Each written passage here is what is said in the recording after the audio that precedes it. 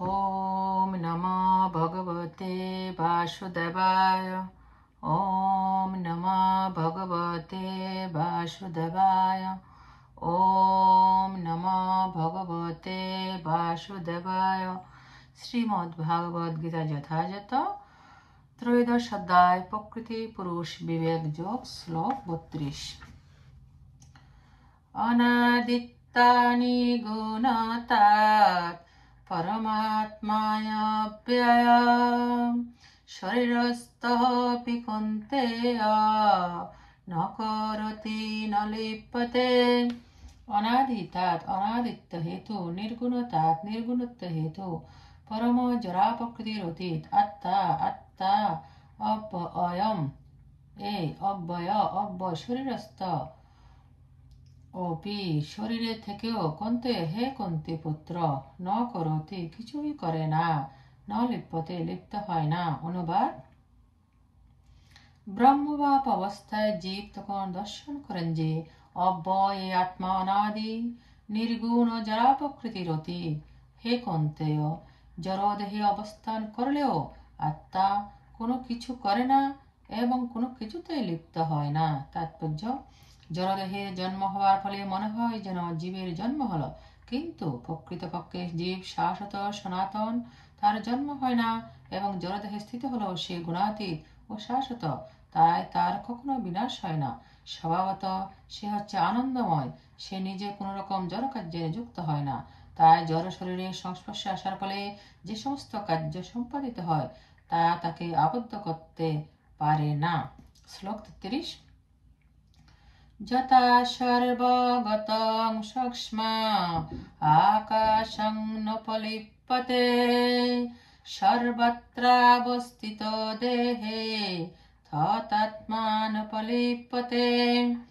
যথা যেমন সর্বগতম সর্বব্যাপ্ত সূক্ষ্মা সূক্ষ্মতা হেতু আকাশম আকাশ ন না উপলিপ্যতে লিপ্ত হয় সর্বত্র সর্বত্র অবস্থিত অবস্থিত দেহে শরীরে তথা তেমন আত্মা আত্মা ন না উপলিপ্যতে লিপ্ত হয়। অনুবাদ: আঘাত যেমন সর্বগত হয়েও সূক্ষ্মতা হতে অন্য বস্তুতে লিপ্ত হয় না, তেমনই ব্রহ্ম দর্শন সম্পন্ন জীবাত্মা দেহ অবস্থিত হয়ে দেহ ধর্মে লিপ্ত হয় না। তাৎপর্য: জল কাদা বিষ্ঠা আদি সবকিছুতে বায়ু প্রবেশ করে, কিন্তু তা হলেও কোনো কিছুর সঙ্গে বায়ু মিশ্রিত হয় না। তেমনই জীবাত্মা যদি নানা রকম শরীরে অবস্থান করে, তবুও তার সূক্ষ্ম প্রকৃতির প্রভাবে সে সবকিছু থেকে পৃথক হয়ে থাকে। তাই জীবাত্মা যে কিভাবে শরীরের সঙ্গে যুক্ত থাকে এবং এই শরীরের বিনাশের পরে সে যে কিভাবে শরীর থেকে চলে যায় তা জড়চক্ষু দিয়ে দর্শন করা সম্ভব নয়। জড় বিজ্ঞানের মাধ্যমে কেউই তা বিশ্লেষণ করতে পারে না। শ্লোক 34। যথা প্রকাশয়তোক কৃষ্ণম লোকমিমং রবি ক্ষেত্রং ক্ষেত্রী তথা কৃষ্ণং প্রকাশয়তি ভারত।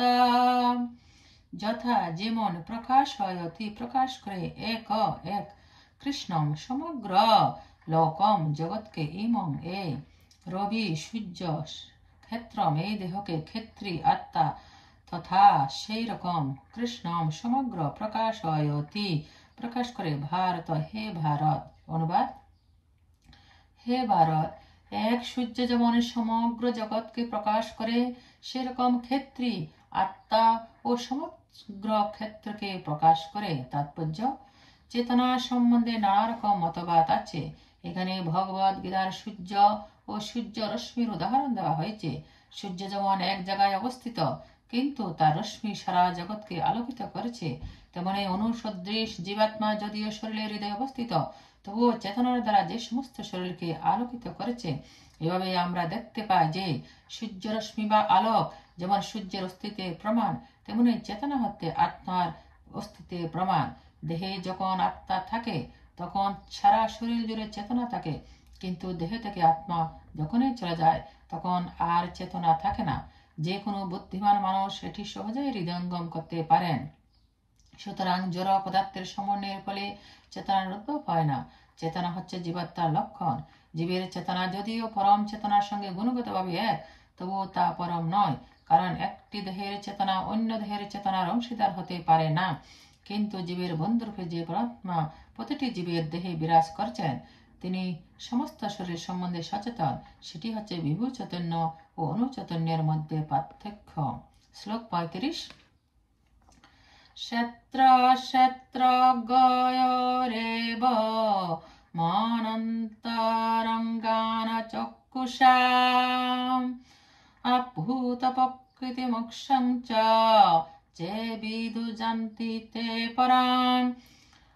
ক্ষেত্র দেহ, ক্ষেত্রজ্ঞয় ক্ষেত্রজ্ঞে, এবং এভাবে অন্তরম ভেদ জ্ঞানচক্ষুষা জ্ঞানচক্ষু দ্বারা ভূত জীবের প্রকৃতি জরা প্রকৃতি থেকে মোক্ষম মুক্তি চ ও যে যারা বিদু জানেন জানতে প্রাপ্ত হন তে তারা পরম পরম পদ।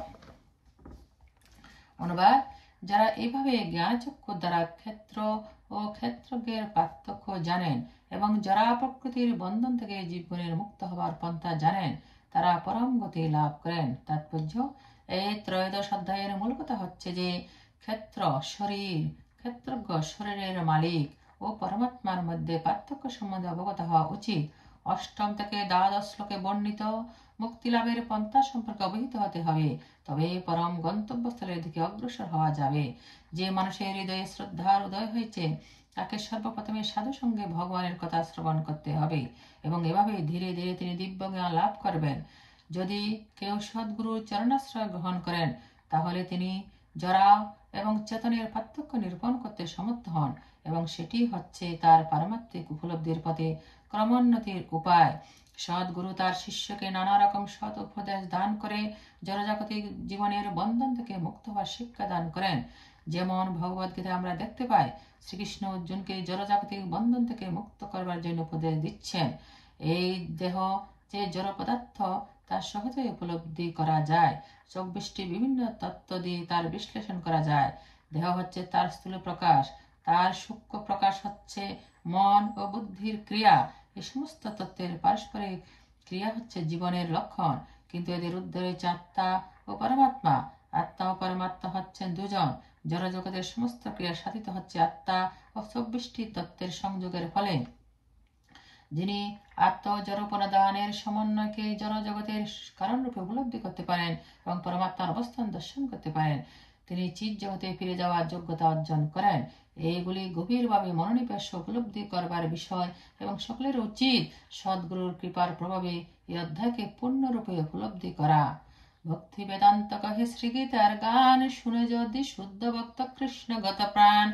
ইতি প্রকৃতি পুরুষ বিবেক যোগ নামক শ্রীমদ্ ভাগবত গীতার ত্রয়োদশ অধ্যায়ের ভক্তি বেদান্ত তাৎপর্য সমাপ্ত।